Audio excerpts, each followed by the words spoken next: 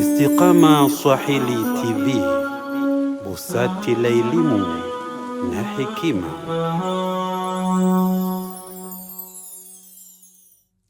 Bismillahir Rahmanir Rahim. Alhamdulillahi Rabbil Alamin, wassalatu wassalamu ala rasulina Muhammadin sallallahu alayhi wasallam. Allahumma iftah alayna futuhal arifina bihikmatik wanshur alayna rahmatak wa dhakirna ma nasina birahmatika ya arhamar rahimin. Wa ba'du, fassalamu alaykum wa rahmatullahi wa barakatuh. Ikhwata al-iman, kama tulivyotangulia katika darsa iliyopita, tumeanza kuzungumzia darsa muhimu katika masala yanayoambatana na hija pamoja na umra. Na masala ya mwanzo ambayo tumezungumzia nguzo za umra, ambazo ni al-ihram, at-tawafu, was-sa'i pamoja na al-halqu au taksir. Nguzo za umra ni tatu, lakini al-halqu wa taksir inaingia katika mujibati al-umra, katika mambo yalikuwa ya wajibu katika umra. Na tumezungumzia nguzo ya mwanzo ambayo ni al-ihram. Ikiwa anayetaka kufanya hija, hasa ikiwa anafanya hijat ya mwanzo ambayo tamattu, aina ya mwanzo ya hija atamattu, bimaana kwamba anafanya umra mwanzo, baadaye anatahallal, yani anakuwa anaruhusika kubadilisha nguo zake zile na kufanya mambo yote ambayo yale yaliyokatazwa kipindi kile, basi anakuwa halali kwake kuyafanya. Baada ya kuizungumzia al-ihram, tumefika kwamba kashahirimia, kashatia nia sasa hivi alipofika katika sehemu ya miqat. Baada pale alipotia nia, washafika zao mji wa Maka. Watakapofika katika mji wa Maka, watafikia katika hoteli zao ambazo wamepangiwa. Kwa kila kikundi watakuwa na hoteli zao ambazo wamepangiwa. Baada ya kufika watapumzika, alafu watatayarishwa kwa ajili ya kutekeleza ibada ya umra. Kwa hiyo baada ya kufika katika mji wa Maka na kila mmoja kashafika katika hoteli yake, watatoka kwa makundi kuelekea katika Masjid al-Haram, msikiti mtukufu, kwa ajili ya kutekeleza ibada ya umra. Kwa hiyo sasa hivi watakuwa wanataka kuitekeleza nguzo ya pili katika ibada ya umra, ambayo ni tawafu. Tukija, nini maana tawafu? Tawafu inakusudiwa kwamba ni kuzunguruka al-Kaaba, kuizunguruka al-Kaaba mara 7. Hiyo ndio maana tawafu, kuizunguruka al-Kaaba mara 7. Kama tunavyoiona al-Kaaba yetu hapa mbele yetu, hii inatakiwa izunguruke mara 7. Lakini kabla ya kuainisha baadhi ya mambo muhimu, anatakiwa yule ambaye anataka kutekeleza ile ibada ya umra, washafika katika Masjid al-Haram, msikiti wa Haram, ni sunna kuingia katika ule msikiti. Kuna milango tofauti au milango mbalimbali, na sunna ni kuingia katika babu salam. Babu salam ni sunna kuingia katika msikiti katika mlango huo. Lakini ikiwa haitowezekana, basi wataingia katika mlango wowote ule ambao wamejaliwa kuingia.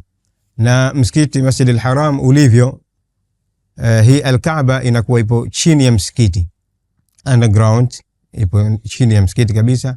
Kwa hiyo watu wanakuwa wanaingia, ima watashuka kwa kutumia ngazi au kwa njia yote nyingine ile watakayojaliwa. Kwa hiyo watakapoiona tu ile al-Kaaba, watasoma dua ifuatayo: Allahumma zid baytaka hadha sharafan wa ta'dhiman wa birran wa takrima. Allahumma zid baytaka hadha sharafan wa ta'dhiman wa birran wa takrima. Baada ya kuiona al-Kaaba, watasoma dua hiyo. Tena watashuka mpaka katika uwanja wa al-Kaaba kule chini, ikiwa hakuna zahma, kwa sababu timu nyingine inawezekana ikawa kuna zahma, ikawa hawezi kushuka chini. Kwa hiyo watafanya tawafu sehemu ya mwanzo, flow ya mwanzo kabisa ya juu, inawezekana kufanya tawafu. Na vile vile kwa kuna zahma, vile vile wanaweza kufanya flow ya pili ya Masjid al-Haram, katika ule msikiti mtukufu. Lakini tujalie kwamba wamefanikiwa kushuka katika sehemu ya chini underground, kwa hiyo wataenda mpaka katika sehemu ya Al-Kaaba, watafika katika hii sehemu ya Al-Kaaba. Na hii Al-Kaaba ina sehemu zake nyingi, ni uzuri kuzijua baadhi ya sehemu hizi. Kwanza, Al-Kaaba yenyewe imegawika sehemu 4, ina nguzo 4. Nguzo ya kwanza inaitwa Ar-Ruknu al-Hajar al-Aswad, ni nguzo ya Hajar al-Aswad. Imeitwa Ruknu al-Hajar al-Aswad kwa sababu ndani yake kuna jiwe jeusi, kwa hiyo ile nguzo ya jiwe jeusi, kwa ile jiwe jeusi ndio mwanzo wa kwanza tawafu. Nguzo ya pili inofuatia inaitwa Ar-Ruknu al-Iraqi, nguzo ambayo inaitwa al-Iraqi kwa sababu imeelekea upande wa Iraqi. Na nguzo inofuatia inaitwa Ar-Ruknu Shami, nguzo ya Sham ambayo imeelekea upande wa Sham. Na tukija katika nguzo inofuatia nyingine, Ar-Ruknu al-Yamani, nguzo ya Yemen, imeelekea upande wa Yemen. Kwa hiyo tukiangalia hii Al-Kaaba kwa ujumla tutakuta hizi na nguzo 4 kuu. Nguzo 4 kuu ambayo ni Ar-Ruknu al-Hajar al-Aswad, Ar-Ruknu al-Iraqi, Ar-Ruknu al-Shami wa Ar-Ruknu al-Yamani. Kwa hiyo hizi ni baadhi ya sehemu ambazo zimeambatana na Al-Kaaba. Vile vile katika hii Al-Kaaba kuna kitu kinaitwa Babul Kaaba, mlango wa Al-Kaaba. Kwa hiyo yani hii Al-Kaaba ni kama chumba maalumu, lakini vile vile kina mlango wake unaitwa Babul Kaaba, mlango wa Al-Kaaba. Ndani huko ni sehemu ambayo iko wazi, inakuwa baadhi ya watu ambao wanaheshima wanakuwa wanapitishwa kuangalia. Na baina ya Ruknu al-Hajar al-Aswad na Babul Kaaba kuna hii sehemu inaitwa Multazam. Al-Multazam imepokelewa riwaya kwa Ibn Abbas inasema al-Multazam makanun yustajabu ad-du'a. Hii sehemu baina Ruknu al-Hajar pamoja na Babul Kaaba inaitwa Multazam, kwa hiyo inajulikana, yani ni sehemu ambayo inakubaliwa dua. Ni uzuri mtu akifika sehemu hiyo akaomba dua. Na ukienda mbele kidogo utakuta kuna makamu Ibrahim, ambayo hapa katika nineto jeyeka, lakini ipo makamu Ibrahim. Ni sehemu ambayo alikuwa akisimama Nabii Ibrahim alayhi salam akiswali. Na vile vile mbele baina ya Rukn al-Iraqi, mbele kabisa tutakuta kuna kitu kinaitwa Hijr Ismail. Yani hii inasemekana kwamba ilikuwa ni sehemu ya ndani ya Al-Kaaba, kutokana imevunjwa ndio imebakia ile athari yake. Kwa hiyo sehemu hii ndani haifai kufanya tawafu ndani, lazima ufanye kwa nje, kwa sababu inajulikana ni ndani ya Al-Kaaba vile vile.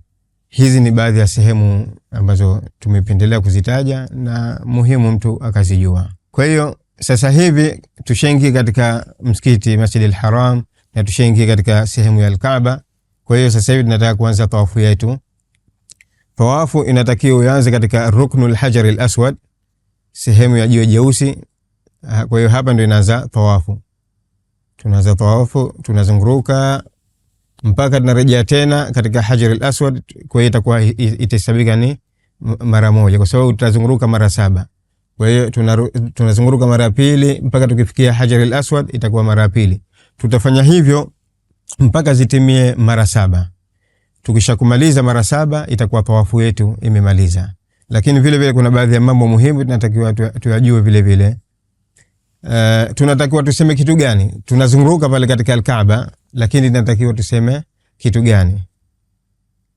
Baadhi ya maulama wametaja baadhi ya adhiya, dua tofauti ambazo asili yake hizi hajapokewa kwa Mtume Muhammad sallallahu alaihi wasallam. Ni ijtihadati ulama, wamejitahidi maulama katika kutaja kila sehemu.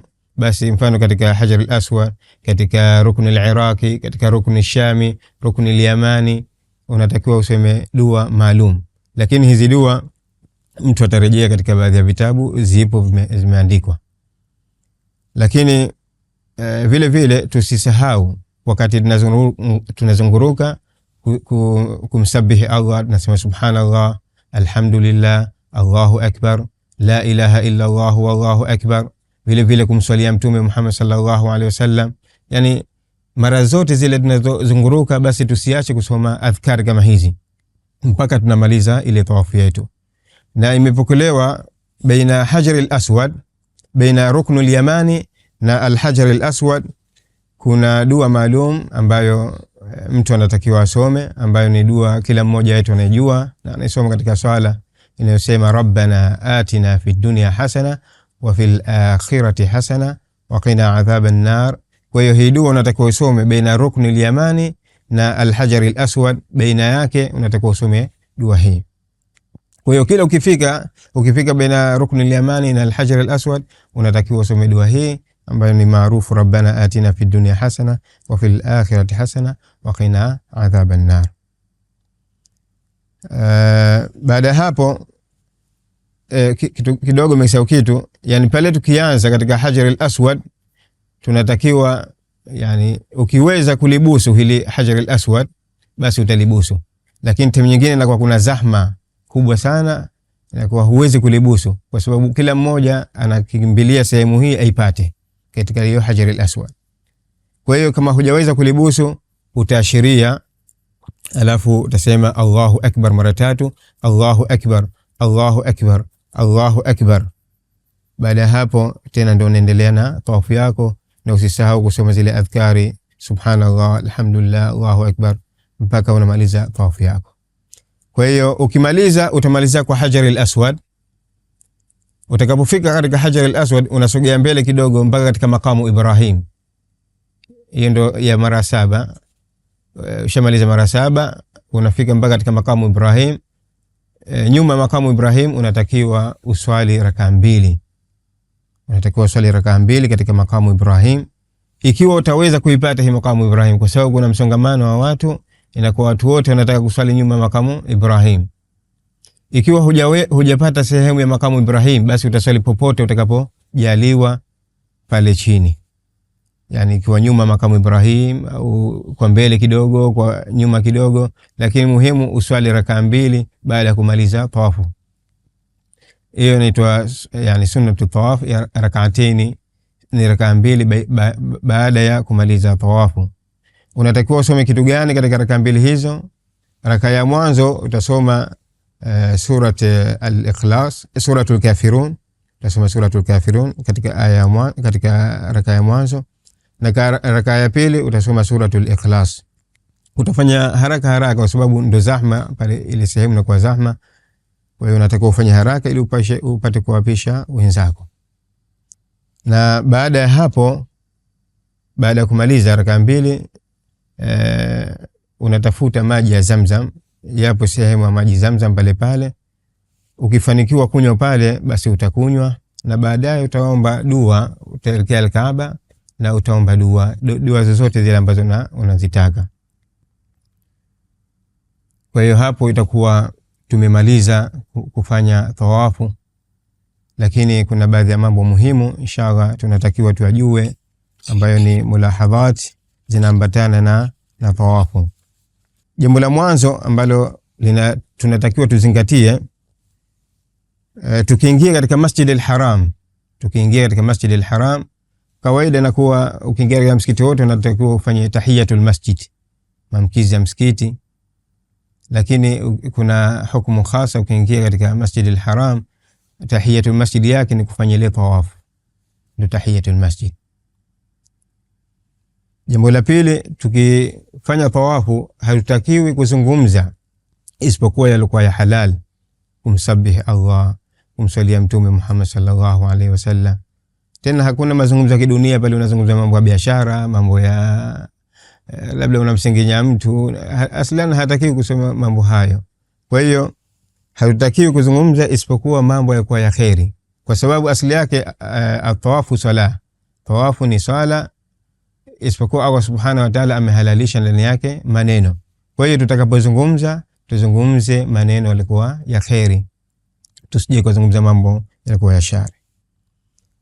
Uzinduzi mwingine katika masala ya tawafu, ukifanya tawafu unatakiwa uwe tahir, uwe msafi kabisa. Vile vile uwe na udhu, usije ukawa huna udhu. Ikiwa huna udhu, tawafu yako imebadilika, kwa sababu tawafu ni swala, Kwa katika sharti zake lazima uwe na udhu katika kufanya tawafu. Ikiwa umefanya tawafu huna udhu, basi tawafu yako imeharibika. Na endapo mfano una udhu lakini umetenguka, kwa hiyo ile tawafu itakuwa ishatenguka, unatakiwa ukatie udhu tena, alafu je kwanza upya ile tawafu yako. Jambo jingine la kuzingatia katika kufanya tawafu, shindane na watu, yani ikawa msongamano mkubwa, tena mnashindana pale, kila mmoja anataka yeye. Uwefanya kwa uhuru kabisa, usikimbilie katika msongamano, jitahidi kuwa mbali katika ule msongamano, kwa sababu inawezekana ikatokezea maafa, mtu akakanyagwa, ikatokezea mambo mengine. Na vile vile tuzingatie idadi ile ya mzunguruko, tuwe makini sana katika kuhesabu wa kwanza, wa pili, wa tatu. Lakini inatokezea bahati mbaya, pengine mtu akawa hajui ye ni mara ya 6 au ya 7 sasa hivi. Kwa hiyo hapa ikitokezea kama hivi, anatakiwa ajenge kwa yakini kwamba mimi tawafu yangu ni ya baina ya 6 na 7, hajui ipi, basi afanye ya 6, alafu tena atamalizia ya 7. Ikiwa ana shaka, yani mimi ni kumzunguruko wa 3 au mzunguruko wa 4, kwa hiyo atachukua ile ndogo ni kumzunguruko wa 3, alafu tena ataendelea na tawafu yake.